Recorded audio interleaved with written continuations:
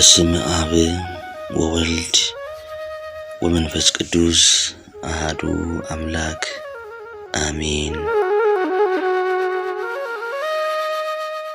ሰው ዓለምን ሁሉ ቢገዛ በነፍስ ከተጎዳ ምን ይረባዋል? የማቴዎስ ወንጌል ምዕራፍ 17 ቁጥር 26። ይህንን ትምህርት በሙሉ ተቀብለው በሥራ ላይ ያዋሉ አያሌ ቅዱሳን ናቸው። ከነዚህ ቅዱሳን መካከልም ታላቋ ክርስቶስ ሰምራ አንዷ ናት። ገድለ ክርስቶስ ሰምራ።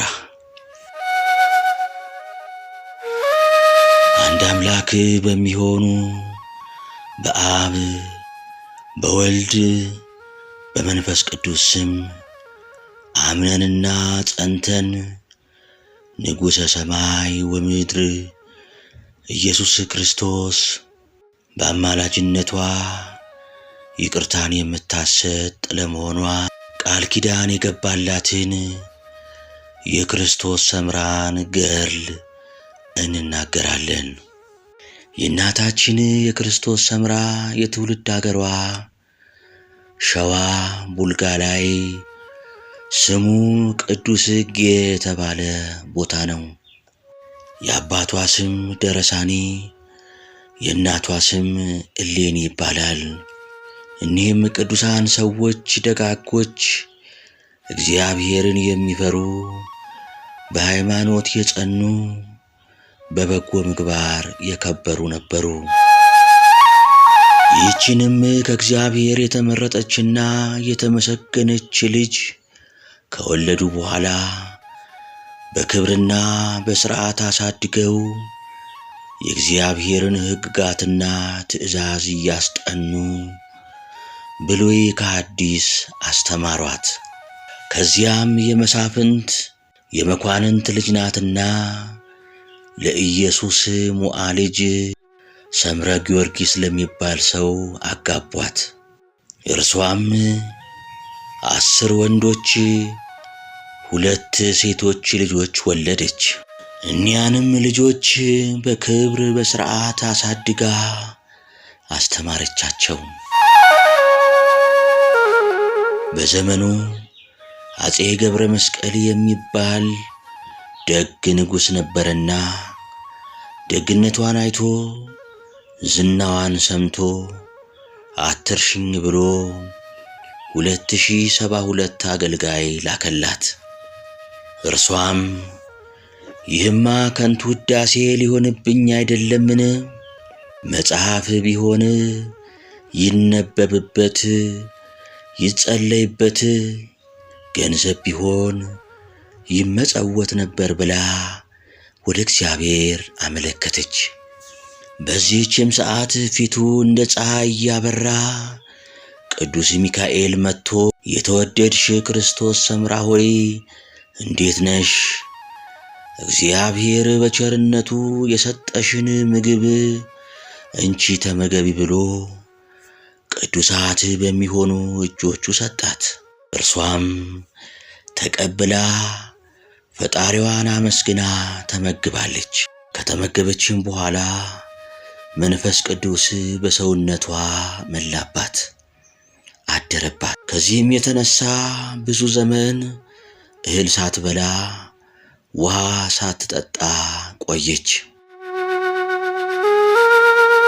ከዚህም በኋላ ያ መልአከ እግዚአብሔር ከእንግዲህ የእግዚአብሔር በረከት ረድኤት ከአንቺ ጋር ይሁን፣ በስሜ ቤተ ክርስቲያን ስሪ፣ አጸድ ትከይ ብሎ ሰላምታ ሰጥቷት አረገ። ያ ደገኛ ንጉሥ የሰጣትን አገልጋዮች አስጠርታ ቤተ ክርስቲያን ስሩ፣ አጸድ ትከሉ አለቻቸው። እነርሱም ሳያንገራግሩ አጸድ ተክለው ቤተ ክርስቲያን ሰሩ። ሥራውም ከተፈጸመ በኋላ ታቦተ ሚካኤልን አስገባች። ለእርሷም በሰው ልጅ ያልታነጸ በመቁረጹ ያልተቀረጸ ህብሩ የማይታወቅ መንበርን አምጥቶ አንቺ አስቀድሽበት ብሎ ሰጣት። እርሷም ተቀብላ ፈጣሪዋን እያመሰገነች ስትኖር ከዕለታት አንድ ቀን ያ ደግ ንጉሥ ከሰጣት አገልጋዮች አንዲቷ መንፈሰ ርኩስ የተዋሃዳት አገልጋይ ነበረችና ከክፋቷ እንድትመለስ ብትመክራት፣ ክፉ አትናገሪ ብትላት አልመለስም ብላ አስቀየመቻት። ብታዝንባት ሞተች። እርሷም ይህማ በእኔ ምክንያት ስትሞት ነፍሰ ገዳይ መሆኔ አይደለምን?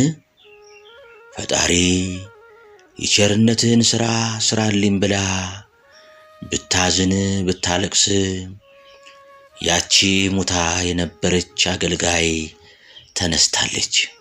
ቤተሰቦቿም መጥተው አገልጋይሽ በእግዚአብሔር ኃይልና በአንቺ ጸሎት ተነሳች አሏት። እናታችን ክርስቶስ ሰምራም ሄዳ ያቺን አገልጋይ ከሞትሽ በኋላ ማን አስነሳሽ ብትላት አምላከ ክርስቶስ ሰምራ ያንቺ አምላክ አስነሳኝ አለቻት። ከዚህ በኋላ እናታችን ክርስቶስ ሰምራ በዓለመ ሥጋ ሳለው ሙት ያስነሳልኝ ከሰው ተለይቼ ከሀገር ወጥቼ ብለምነው እንዴት በሰማኝ ብላ ልብሰ ምንኩስናዋን አዘጋጀች። ቤተሰቦቿም ይህ ሁሉ የምናኔ ልብስ የማን ነው አሏት። እርሷም ሃይማኖት ያስተማሩኝ አባቴ ልብስ አልቆባቸዋል ሲሉ ሰምቼ ነው አለቻቸው። እነርሱም መልካም ነው ብለው ተቀምጠው ሳለ ከዕለታት አንድ ቀን ልብሰ ምንኩስናዋን ይዛ ወደ ቤተ እግዚአብሔር ሄደች። ቤተሰቦቿም ከቤተ ክርስቲያን ልትቆይ መስሏቸው ወደ ዕለት ተግባራቸው ተሰማሩ። ያቺ ሙታ የተነሳች አገልጋይ ሕፃኑን አዝላ ተከተለቻት። መንገዷንም ፈጥና ስትሄድ በመንገዷ ላይ ብዙ ነዳያንን አገኘች። የያዘችውን ገንዘብ፣ የለበሰችውን ልብስ ሁሉ ለእነዚያ ድሆች ሰጥታ ልብሰ ምንኩስናዋን ለብሳ ወደ ደብረ ሊባኖስ ገዳም ገብታ ሰውነቷ እስኪደክም ትሰግድና ትጸልይ ጀመረች። ከዚህ በኋላ የገዳሙ መነኮሳት ከሩቅ መምጣቷን አውቀው መንፈሳዊ ሰላምታ ከሰጠዋት በኋላ ነይ ዕረፊ፣ እግርሽን ታጠቢ ቢሏት እናቶቼ ይህችን 3 ቀን ታገሱኝ አለቻቸው። ከዚያም እርሷ በጾም በጸሎት ሌትና ቀን ስትሰግድ ያ ሕፃን ረሃብ ስለተሰማው ምርር ብሎ አለቀሰ። ሲያለቅስ በሰማችው ጊዜ ይህን የሥላሴ ፍጡር እስኪያወርድሽ አምጪው አለቻት። ያቺም ያዘለችዋ አገልጋይ አውርዳ ሰጠቻት። እርሷም ተቀምጣ ስታጠባ መነኮሳቱ አይተው ምነው እንዲህ ያለ ነገር አደረጋችሁት ብለው አሟት። እርሷ ግን በጾም በጸሎት በስግደት ተጋድሎዋን ቀጥላ ስትወድቅ ስትነሳ አደረች። አሁንም ያ ሕፃን ምርር ብሎ አለቀሰ። በዚያን ጊዜ አንዲት መበለት ሕፃኑን ለማንሳት ስትቃጣ መልአኩ ቅዱስ ሚካኤል ነጥቆ ወደ ገነት አስገባው።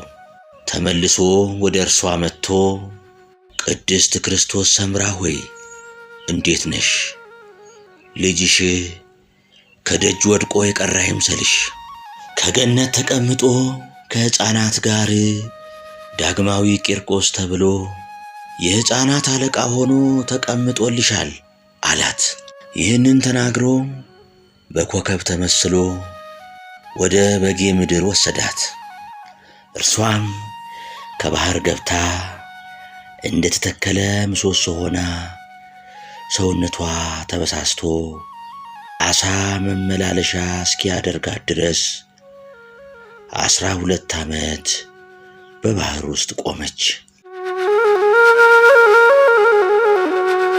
ከዚህም በኋላ ጌታ ወደ እርሷ መጥቶ ቃል ኪዳን ሰጣት። የቃል ኪዳኑ መጀመሪያ በቤተ ክርስቲያን ሙሉ ስንዴ ምርት አሳያት። ባሳያትም ጊዜ አቤቱ ጌታዬ ምን አደርገዋለሁ አለችው። ጌታም መለሰላት፣ ተመልከች፣ ልትበይው አይምሰልሽ። አንዲት የስንዴ ፍሬ ከምድር ወድቃ ብዙ ፍሬ ሆና እንደምትነሳ አንቺም መንግሥተ ሰማያት ብዙ ነፍሳትን ይዘሽ ለመግባትሽ ምሳሌ ነው አላት። እናታችን ቅድስት ክርስቶስ ሰምራም መለሰችለት፣ በምን ሥራዬ ነው ይህን ቃል ኪዳን የሰጠኸኝ አለችው። ከዚህ ዓለም ንብረትሽን ንቀሽ ልጆችሽን እናት አባትሽን ጥለሽ ስለወጣሽ ነው ቃል ኪዳን የሰጠሁሽ አላት። ይህንንም ብሏት ከእርሷ ተሰወረ።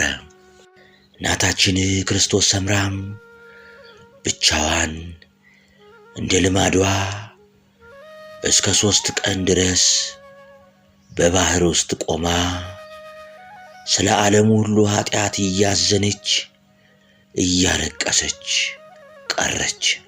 ከዚህ በኋላ ጌታ ቅዱስ ሚካኤልን፣ ቅዱስ ገብርኤልን፣ ቅዱስ ሩፋኤልን እናቱ ማርያምን አስከትሎ ወደ ክርስቶስ ሰምራ መጣ። እንዲህም አላት፣ ቀድሞ ቅዱስ ሚካኤልን ባልደረባ ሰጥቼሽ ነበር፣ ዛሬም እኒህ ተጨምረው ረዳት ይሁኑሽ ብሎ ሰጣት። እናቴ ማርያምም ጠላትን ድል ትነሺው ዘንድ እናት ትሁንሽ፣ እኔን እንዳቀፈችኝ ትቀፍሽ፣ እንዳዘለችኝ ትዘልሽ ብሎ አዘዘላት። እመቤታችንም ልጄ ወዳጄ ሆይ ክርስቶስ ሰምራ በአንተና በቅዱስ ሚካኤል ላይ ፍቅሯ የጸና ነው ብላ ስትናገር ክርስቶስ ሰምራ በፊቷ ከምድር ላይ ወደቀች። እግዝእትነ ማርያምም እንዴት ነሽ የልጄ ወዳጅ የነፍስ ሁሉ አማላጅ ብላ በእጇ አነሳቻት፣ በአፏ ሳመቻት፣ በደረቷ አቀፈቻት፣ በጫንቃዋ አዘለቻት። ከዚህም በኋላ እንዲህ አለቻት፣ ልጄ ወዳጄ ያዘዘልሽን ፈጸምኩልሽ፣ ከእንግዲህ ወዲህ እግዚአብሔር አይለይሽ ብላት አረገች።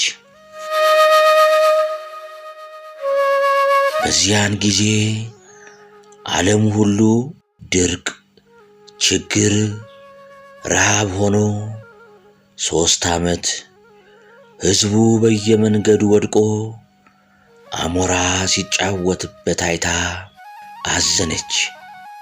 አቤቱ ጌታዬ ይህን ዓለም ስለምን ፈጠርከው? እንዲህ ከንቱ አላፊ ጠፊ ከሆነ ቢቀር ይሻል ነበር። ክቡር ዳዊት ሰው ዕፀ ከንቱ ይመስላል እንዳለ ዕፀ ከንቱ ዕለቱን በቅላ ዕለቱን አብባ ዕለቱን አፍርታ ደርቃ ወድቃ ታድራለች። የሰውም ኑሮ ይህን ይመስላል ብላ አለቀሰች።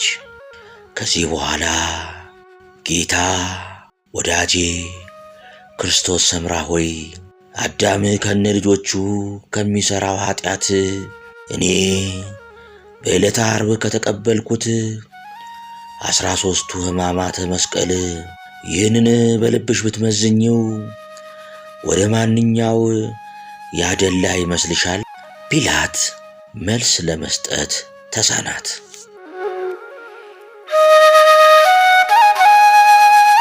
ከዚህ በኋላ ክርስቶስ ሰምራ አቤቱ ፈጣሪ እኔን ባሪያህን ከክፉ ነገር ሁሉ ሰውረኸኛልና ዲያብሎስን ትምረው ዘንድ እለምንሃለሁ አለችው። ይኸውም ወድጄው አይደለም፣ ስለ አዳምና ልጆቹ በጠቅላላው ስለ ሰብአ ዓለም ሥጋቸው ሥጋዬ ስለሆነ እንዳያስታቸው ክፉ ሥራ እንዳያሰራቸው ብዬ ነው ማርልኝ ማለቴ አለችው። ያን ጊዜ ጌታችን ኢየሱስ ክርስቶስ ፊቱን ፈገግ አድርጎ ወዳጄ ክርስቶስ ሰምራ ሆይ እጹብ ድንቅ ልመና ለመንሽኝ፣ ሌሎች በኋላሽም የነበሩ በፊትሽም የሚመጡ ያለመኑትን ልመና ለመንሽኝ ብሎ ቅዱስ ሚካኤልን ጠርቶ ወዳጄ ክርስቶስ ሰምራ ዲያብሎስን ማርልኝ ብላ ለመነችኝ፣ እሺ ካላት ታምጣው ይዛት ሂድ አለው። ቅዱስ ሚካኤልም እሺ ብሎ እጅ ነስቶ ሰይፈ ቁጣውን መዞ ነይ እንሂድ አላት። እርሷም ከቅዱስ ሚካኤል ፊት እየሄደች ከሲኦል አፋፍ በደረሱ ጊዜ ዲያብሎስ በተኮነኑ ነፍሳት ላይ ተቀምጦ አየችው።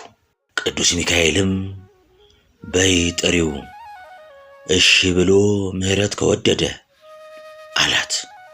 እርሷም በጠራችው ጊዜ ሳጥናኤል ብሎ የጠራኝ ማን ነው? በዚህ በሰራዊት መሃል ነግሼ ከተቀመጥኩበት አለ። እናታችን ክርስቶስ ሰምራም እኔ ነኝ አለችው። ወደ እኔ ለምን መጣሽ አላት። እርሷም ከፈጣሪ ጋር ላስታርቅ ብዬ አለችው። እርሱም አንቺን ከቤትሽ ከንብረትሽ ሳለሽ አስትሻለሁ ብዬ በመጣ ያጣሁሽ ሰው እኔን ልታስታርቅኝ መጣሽ? ግን ይህን ያደረገ የቀድሞ ጠላቴ ሚካኤል ነው። ሲጻረረኝ የሚኖር ከክብር የሚያወርደኝ እርሱ ነው እንጂ አንቺ ምን ጉልበት አለሽ? ብሎ በግራ እጁ ቀኝ እጇን ይዞ ወደ ሲኦል ወርውሮ ጣላት። ያን ጊዜ መልአኩ ቅዱስ ሚካኤል በሰይፍ ቢመታው ሲኦል ተከፈተች፣ ብርሃን ለበሰች። ዲያብሎስም ከነሰራዊቱ ጮኸ፣ ድልቅልቅ ሆነ። ሲኦልም ከተከፈተች በኋላ ሰው በሰው ላይ ሆኖ ተጨናንቀው እንደ ውሻ ሲናከሱ አየች። ብዙ ነፍሳት እንደ ንብ መጥተው ሰፈሩባት። እኒያን ነፍሳት ብትቆጥራቸው 10,000 ነፍሳት ሆኑ። ቅዱስ ሚካኤልም እርሷም እኒያን ነፍሳት ይዘው ወደ ፈጣሪያቸው በደረሱ ጊዜ እኒያ ነፍሳት የእናቱን ጡት እየጠባ እንደሚዘል እንቦሳ ዘለሉ። ከዚህ በኋላ ሲኦል ብቻዋን ቀረች፣ እርቃኗን ሆነች። ዲያብሎስም ቅዱስ ሚካኤል አሸነፈኝ፣ ብርቱ ጸብም ተጣላኝ፣ ምርኮዬንም ነጠቀኝ ብሎ ጮኾ አለቀሰ። እናታችን ክርስቶስ ሰምራና ቅዱስ ሚካኤል የነፍሳት ምርኳቸውን ይዘው ከጌታችን ከመድኃኒታችን ከኢየሱስ ክርስቶስ ፊት በቀረቡ ጊዜ ከፈጣሪያቸው ዘንድ ሰገዱ። ጌታም ወዳጄ ክርስቶስ ሰምራ ሆይ ዲያብሎስን ድል አደረግሽው፣ ጥቂት ምርኮም አገኘሽን አላት። እርሷም መለሰችለት፣ መንክር ግብሩ ለእግዚአብሔር በላዕለ ቅዱሳን ይሁን እንዳለ ክቡር ዳዊት፣ አቤቱ ጌታዬ በአንተ ቸርነት በምሕረት ብዛት ደካማውን ብርቱ ብርቱን ደካማ የምታደርገው አምላክ በእኔ በባሪያ ላይ አድረ የቸርነትን ሥራ ሠራ። አዎን አገኘው አለችው። ከዚህ በኋላ ጌታ ኢየሱስ ክርስቶስ ቅዱስ ሚካኤልን እኒህን ነፍሳት ዓለም ሳይፈጠር ወዳዘጋጀሁላት ወደ ወዳጄ ክርስቶስ ሰምራ ማደሪያ ውሰዳቸው፣ ከእርሷ ጋር ደስ እያላቸው ይኖሩ ዘንድ አለው። እርሷም መለሰችለት፣ አቤቱ የኔ ጌታ ወዴት ነው አለችው። እርሱም ከእናቴ ከወለደችኝ ማርያም በስተቀኝ ነው መቀመጫሽ አላት። ከእንግዲህም ስምሽ በትረ ማርያም ይሁን አላት። ዳግመኛም ይህን ካላት በኋላ ወዳጄ ክርስቶስ ሰምራ ሆይ በየቀኑ 3 እልፍ ነፍሳት ኃጥአንን ከሲኦል እንድታወጪ ሥልጣን አስራት ሰጥቼሻለሁ ብሎ ቃል ኪዳን ገባላት። አቤቱ ጌታዬ ምሕረት የበዛ ፍርድ የቀና ነው እያለች አመሰገነች። ከዚህ በኋላ ነይ እግዚአብሔር ወዳዘዘን እንሂድ አላት። ተከትላው ስትሄድ የማር የወይን የዘይት አፍላጋት የሚያጠጡት አትክልቶች አየች። ይህች ቦታ ለማን ትሆናለች ብላ ቅዱስ ሚካኤልን ጠየቀችው። እርሱም መልሶ ምን ታስቢ ነበር አላት። እርሷም ይህች ቦታ ለማን ትሆናለች እያልኩ አስባለሁ አለችው። እርሱም ለአንቺ ቢሆን ትወጃለሽን አላት። ምነው ዝቅ ታደርገኛለህ? ጌታዬ ከእናቴ ማርያም ጋር ነው መቀመጫሽ ብሎኝ የለምን አለችው። ቅዱስ ሚካኤልም ልብሽን ለምን ታኮሬዋለሽ አላት። ይህንንም ካላት በኋላ እስኪ ወደ ሰማይ ተመልከች አላት። ክርስቶስ ሰምራም ወደ ሰማይ ቀና አለችን። እኔስ እንደ አንባ እንደ ኮረብታ ሆኖ ታየኝ እንጂ ሌላ ያየሁት ነገር የለም አለችው። የሥላሴ ቸርነት እስኪገለጽ ጥቂት ቆይ አላት። አንገቷን ዘንበል አድርጋ ቆይታ ቀና ብትል እመቤታችን እንደ ፀሐይ ሆና ከዋክብተ ብርሃን በፊት በኋላዋ ከበዋ ታየች። እርሷም እንደ ንስር ብር ብላ ሄዳ አንገቷን አቅፋ ጉልበቷን ሳመቻት። እመቤታችንም ወዳጄ ክርስቶስ ሰምራ ሆይ እንዴት ነሽን? አንቺን የወለደች ማኅፀን የተባረከች ናት። አንቺንም አጥብተው ያሳደጉ ጡቶች የተባረኩ ናቸው። አንቺንም ያዩ ዓይኖች የተባረኩ የተቀደሱ ናቸው። አንቺንም የሚያመሰግኑ ንዑዳን ክቡራን ናቸው። ያንቺን ገድል የሚሰሙ የሚያሰሙ የተባረኩ ናቸው። ልጄ ወዳጄ ያዘዘልሽ ከእኔ በስተቀኝ ነው ብላ በቀኟ አስቀመጠቻት።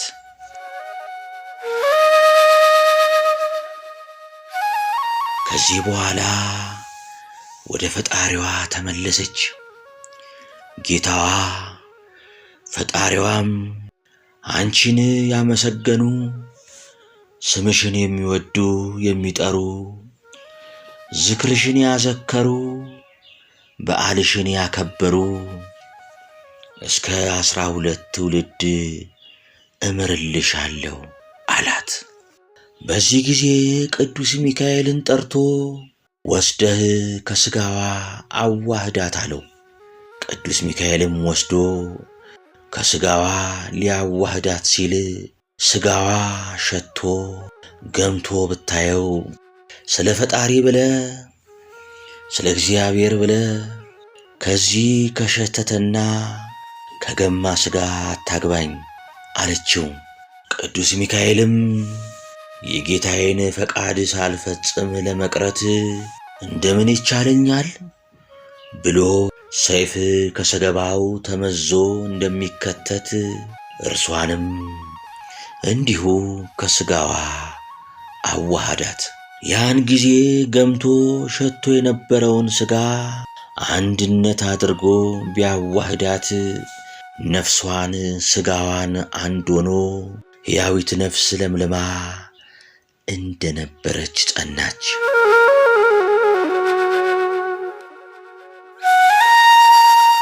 እንደ ልማዷ ከባህሩ ገብታ 12 ዓመት ከተቀመጠች በኋላ በቁመቷ ልክ ጉድጓድ አስቆፈረች። 11 ጦር አሰርታ ከውስጥ ዕፀ ከርካዕ ተከለችና ጌታን በዕለተ ዓርብ የግርግሪት እንዳሰሩት እርሷም መበለት ጠርታ እሰሪኝ አለቻት። መበለቲቱም እንዳዘዘቻት የግራዋን ወደ ቀኝ የቀኟን ወደ ግራ አመሳቅላ የፊጥኝ አሰረቻት። ጌታችን እንደታሰረበት ባለው ስቁረት ችንካር ከታሰረች በኋላ እነዚያን ጦሮቹን አምጪ አለቻት። እሺ ብላ አመጣችላት። 3ቱን በቀኝ 3ቱን በግራዋ ተከለችና ስግደት ጀመረች። ከዚህ በኋላ በፈቃደ እግዚአብሔር ጸንታለችና በብረቱ ላይ በምትሰግድበት ጊዜ ወደፊት ስትል ደረቷን፣ ወደ ኋላዋ ስትል ጀርባዋን፣ ወደ ቀኝ ስትል ቀኝ ጎኗን እየወጋት 11 ዓመት ከጉድጓድ ውስጥ ኖረች። ከዚህ በኋላ ጌታ እንዲህ አላት፣ ሰማይን ያለ ምሰሶ ምድርን ያለ መሰረት እንዳጸናኋት እኔንም ፈርተው የሚያከብሩኝን አዝነው ተክዘው የሚጠሩኝን አከብራቸዋለሁ አላት። ከዚህ በኋላ ጌታ ከእኔ በታች ሆነሽ ትከብሪያለሽ፣ መቀመጫሽም ከእኔ በታች ነው።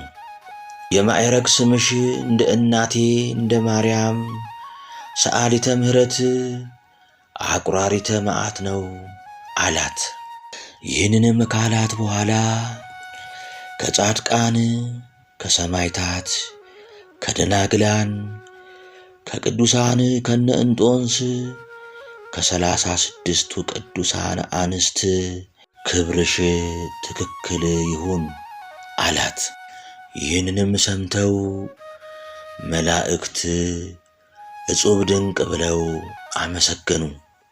ዲያብሎስም መላእክት ሲያመሰግኑ ሰምቶ ለወዳጅ እንዲህ ያለ እጥፍ ድርብ ደስታ ትሰጣለህ ብሎ ጋዳ ጋዳ ብሎ አመሰገነ።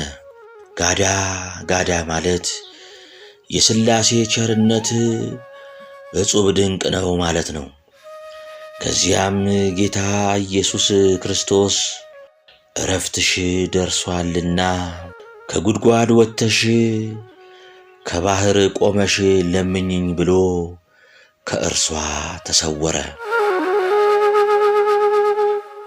ቅዱስ ሚካኤልም የእግዚአብሔር አገልጋይ የቅድስት ድንግል ማርያምና የብርሃናውያን መላእክት ወዳጅ ሆይ የምትሰሪውን ሁሉ እግዚአብሔር ወዶልሻልና እግዚአብሔር እንዳዘዘሽ ልብሽ የሚያስበውን ሁሉ ከባህር ውስጥ ቆመሽ ለምኚው አላት። እርሷም ቆስሎና ተበሳስቶ የነበረው ስጋዋ እንደገና በእግዚአብሔር ኃይል የጸና ሆኖ ብርሃን ለብሳ እንደ ፀሐይ አብርታ ከጉድጓድ ወጣች። ከባህሩ በገባች ጊዜ ጌታ ኤልያስን፣ ሙሴን፣ መጥምቁ ዮሐንስን ሂዳችሁ ወዳጄ ክርስቶስ ሰምራን አጥምቋት ብሎ አዘዛቸው። ኤልያስና ሙሴ በቀኝ እጃቸው የብርሃን መስቀል ይዘው መጥምቁ ዮሐንስ የብርሃን አክሊልና በውስጡ ላህበ መለኮት ያልተለየው አፉ በእግዚአብሔር ዕደ ጥበብ የታተመ ሥራው በትዕምርተ መስቀል አምሳል የሆነ የብርሃን ጽዋ በእጁ ይዞ ወደ እርሷ መጣ። ከዚህ በኋላ ኤልያስ ክርስቶስ ሰምራ ሆይ የምህረት ቃል ኪዳን በልብሽ የሞላብሽ እንዴት ነሽ አላት። ሰላምታህን እቀበል ዘንድ አንተ ማነህ አለችው። እኔ ኤልያስ ነኝ አላት። ይህን ባላት ጊዜ ፈጣሪዋን አመሰገነች። ሁለተኛም በእግዚአብሔር ኃይል ሰይጣንን ድል የነሳሽው ክርስቶስ ሰምራ ሆይ እንዴት ነሽ አላት። እግዚአብሔር ይመስገን አንተ ማነህ አለችው። እኔ ሊቀ ነቢያት ሙሴ ነኝ አላት። እርሷም አንተን ያሳየኝ አምላክ ይክበር ይመስገን አለችው። ሦስተኛ ዮሐንስ ስምረተ አብ፣ ስምረተ ወልድ፣ ስምረተ መንፈስ ቅዱስ በልብሽ የተሞላብሽ እንዴት ነሽ አላት። እግዚአብሔር ይመስገን ደህና ነኝ፣ አንተ ማነህ አለችው። እኔ መጥምቁ ዮሐንስ ነኝ አላት። ይህን ባላት ጊዜ ፈጣሪዋን አጥብቃ አመሰገነች።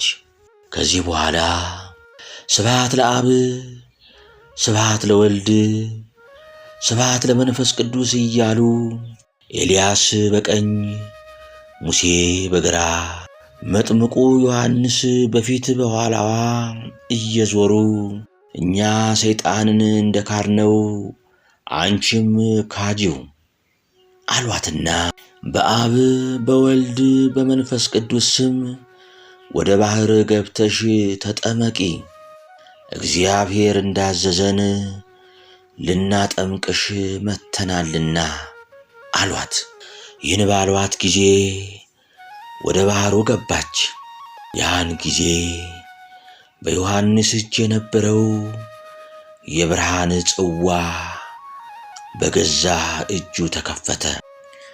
ስለዚህም የእግዚአብሔር ባለሟሎች ኤልያስና ሙሴ መጥምቀ መለኮት ዮሐንስም አደነቁ።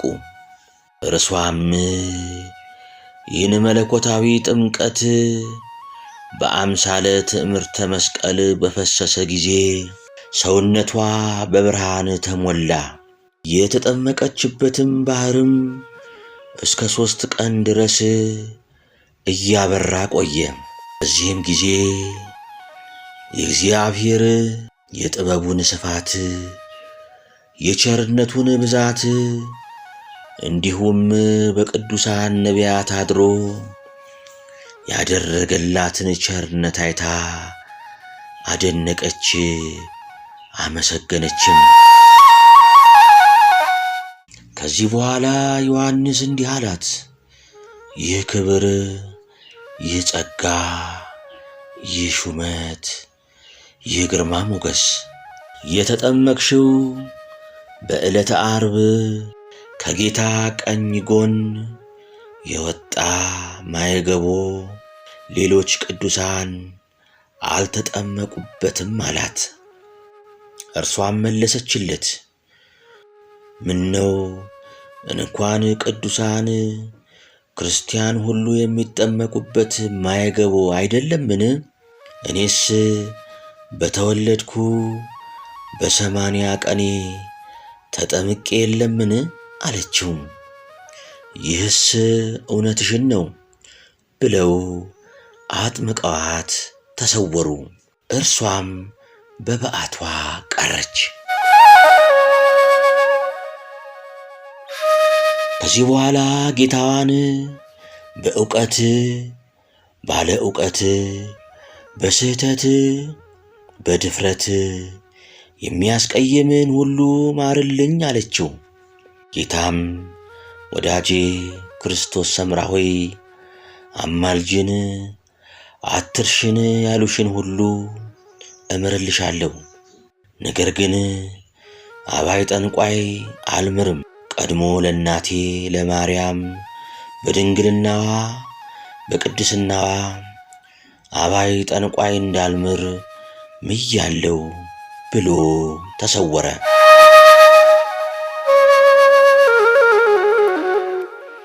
ማዕቀበ እግዚእ የሚባል ሰው በዚያ አገር በማዕዶተ ጣና ሲኖር ከዕለታት አንድ ቀን መልአከ ጽልመት መጥቶ ይህችን ዕፀ ሕይወት ሰውነትህን በጥተህ ብታገባ ድህነት፣ እርጅና፣ ሞት፣ ማጣት አያገኝህም አለው። እንግዲያውስ ይህ ሁሉ ካላገኘኝ በሁለመናዬ በጥፍሬም ሳይቀር ቅበርልኝ አለው። መልአከ ጽልመትም በል እግዚአብሔርን ካድልኝ አለው። እሺ ብሎ ካደለት። ሰይጣን ለወዳጁ ቅርብ ነውና በሰውነቱ በጥቶ ቀብሮለት ሄደ። እርሱም በሰይጣን ታምኖ ሲኖር እኒያ አያገኙህም ያለ ሁሉ ድህነት፣ እርጅናና ሞት ተሰብስበው መጡበት። ይህ ሁሉ አያገኝህም ብሎኝ አልነበረምን? አወይ የሰይጣን ነገር ብሎ አለቀሰ። እስኪ ብታማልደኝ ወደ ክርስቶስ ሰምራ ሊሄድ ብሎ አሰበ።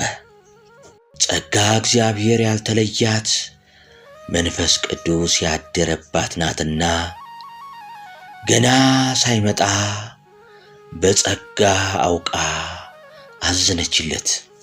ከዚህ በኋላ ጌታችን ፈጣሪያችን መጥቶ ወዳጄ ክርስቶስ ሰምራ ሆይ እንዴት ነሽ? ምን ያስለቅስሻል? ምን ያሳዝንሻል? አላት። ማዕቀበ እግዚእ የሚባል ሰይጣን ያሳተው አንተን የካደ አማልጅኝ ሊለኝ ስለመጣ ነውና እንድትምርልኝ ብዬ ነው አለችው። እርሱን አልምረውም አላት። እጺቱን አጥፍተ እርሱን ብትምረው ይቻል የለምን? በዚያውስ ላይ አንተ መዓቴ የራቀ ምሕረቴ የበዛ ነውና ለአንተ ምን የሚሳንህ ነገር አለ? ብላ ምርር ብላ አለቀሰች። እርሱም ስለ አንቺ ፍቅር ምሬልሻለሁ ብሏት ከእርሷ ተሰወረ። ከዚህ በኋላ ማዕቀበ እግዚእ ወደ እርሷ መጥቶ እመቤቴ አማልጅኝ፣ አትርሽኝ፣ ከፈጣሪ አስታርቂኝ አላት። ጌታህስ ይቅር ብሎሃል አለችው። ጌታዬ ይቅር ካለኝ በሰውነቴ የተቀበረውን ዕፀ ሞት ፍቀሽ ጣይልኝ አላት። ያን ጊዜ ሰውነቱን በምላጭ ብትፍቀው ደሙ እንደ ቦይ ውሃ ፈሰሰ። እርሱም ይህን ያደረገልኝ ከክህደት ወደ እምነት የመለሰኝ አምላክ ይክበር ይመስገን እያለ ሲያመሰግን ነፍሱ ከሥጋው ተለየች። ይህችም ነፍስ ከሰማዕታት ነፍሳት ማኅበር አንድ ሆነች። እናታችን ክርስቶስ ሰምራም የዚህችን ነፍስ መግቢያዋን አሳየኝ እያለች ስትጸልይ ጌታ ነይ ላሳይሽ ብሎ ወሰዳት። ያቺም ነፍስ ከፀሐይ 7 እጅ አብርታ ማኅበረ ሰማዕት ሆና አገኘቻት። ያን ጊዜ ጌታዋን አጥብቃ አመሰገነች። ለንስሐ በቅተው የሚመጡትን ሁሉ ብርሃናቸው ከፀሐይ 7 እጅ እንዲያበራ እውነት እልሻለሁ አላት።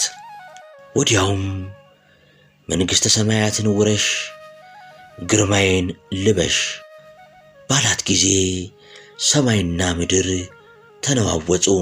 እርሷም ለእግሯ መቆሚያ አጣች። ጌታም አይዞሽ ጽኚ አላት። ሰማይና ምድርም ጸኑ። እናታችን ክርስቶስ ሰምራም ጌታዋን አመሰገነች። ከዚህ በኋላ ቅዱስ ሚካኤል ከሥጋዋ አዋሃዳት።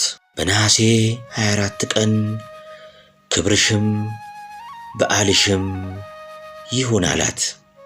ከዚህ በኋላ ጻድቃን ሰማዕታት፣ መላእክት፣ እናቱ እግዝእትነ ማርያምን፣ መጥምቁ ዮሐንስን፣ 12ቱ ነቢያትን፣ አብርሃምን፣ ይስሐቅን፣ ያዕቆብን፣ ዳዊትን፣ ሰሎሞንን፣ እንጦንስን፣ መቃርስን፣ ርዕሰ መነኮሳትን አስከትሎ 10 የብርሃን አክሊላት ይዞ በዕለተ ዓርብ ወደ እርሷ መጥቶ ወዳጄ ክርስቶስ ሰምራን እጅ ንሷት አላቸው። እነሱም ጌታ እንዳዘዛቸው እሺ ብለው እንደ ቅጠል ረግፈው እጅ ነሷት።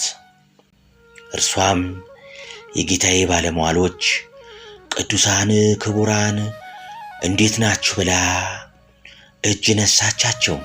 ከዚህ በኋላ ጌታ ገድልሽን የጻፈ ያጻፈ፣ የሰማ ያሰማ፣ በዓልሽን ያከበረ፣ ዝክርሽን ያዘከረ፣ ስምሽን የጠራ እስከ 12 ትውልድ ድረስ ምሬልሻለሁ አላት። እርሷም እንደ ገድል ማን ተኮንኖ እንደ ወንጌል ማን ጸድቆ የሚሉ ሰዎች አሉና ትምራቸዋለህን? ትኮንናቸዋለህን? አለችው።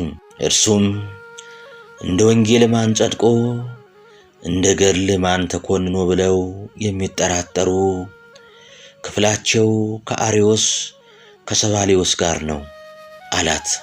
ከዚህ በኋላ ጌታን አብዝታ አመሰገነችው። ጌታም ከእናትሽ ከአባትሽ ከልጆችሽ 22 ዓመት ከጉድጓድ ባህር እያለቀሽ ኖረሻልና እንግዲህ ማረፊያሽ ደርሷልና ነይ እረፊ አላት። ሥጋሽም ከምድር ወድቆ የሚቀር አይደለም፣ ኋላ በዕለተ ምጽአት አስነሣዋለሁ። እንዲህም ሲላት ነፍሷ ከሥጋዋ ተለየች። መላእክትም እልልታ ደስታ አደረጉ። ነቢያት፣ ሐዋርያት፣ ሰማዕታት፣ ጻድቃንም ሁሉ በእጃቸው እያጨበጨቡ በእግራቸው እያሸበሸቡ በአፋቸው እልል እያሉ ተቀበሏት። ያን ጊዜ ቅዱስ ሚካኤልን ለወዳጄ ለክርስቶስ ሰምራ ዕድሜዋን ጨምረ 22 ዓመት የተጋደለችውን 25 ዓመት ብለ ጻፍላት አለው። ቅዱስ ሚካኤልም እሺ ብሎ ዕድሜዋንና ገድሏን ጽፎ ከበድነ ሥጋዋ አጠገብ አስቀምጦት ተገኘ። በዚያን ጊዜ አባ ይስሐቅ የሚባል ጻድቅ መነኩሴ ከእናታችን ከክርስቶስ ሰምራ ዘንድ እየሄደ የበረከት ቃል ይቀበል ነበርና ከዕለታት አንድ ቀን እንደ ልማዱ ተነስቶ ቢሄድ በድነ ሥጋዋን እንደ ምሰሶ ቆሞ አገኘው። እጅ ቢነሳውም ዝም አለው። እናቴ ክርስቶስ ሰምራ ሆይ ምን አገኘሽ? ባርክኝ እንጂ ብሎ በድነ ሥጋዋን ሲዳስሰው ቃል አልመለሰችለትም። ነፍሷም ከሥጋዋ ተለይቶ አገኘው። እየጮኸ አንድ ጊዜ ከድንጋይ አንድ ጊዜ ከመሬት ሲወድቅ መነኮሳት ወንዶችም ሴቶችም ጩኸት ሰምተው አባታችን ምን ሆነ ነው አሉት። እባረካለሁ ብዬ ብመጣ ነፍሷ ከሥጋዋ ተለይቶ አገኘሁት አላቸው። በዚያን ጊዜ እነዚያ መነኮሳት በአንድነት አለቀሱ።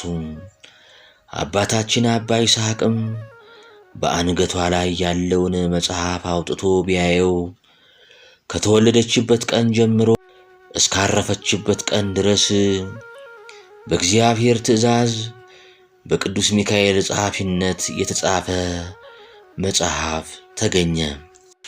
በዚያን ጊዜ ቅዱስ ሚካኤል አባ ይስሐቅን ጠርቶ ከጉድጓድ በድነ ሥጋዋን በሳጥን አድርገ እግዚአብሔር የሰጣትን ክብርና ጸጋ እኒህንም 10ሩን አክሊላት አድርገ ከቤተ መቅደስ አግብተ አኑረው አለው።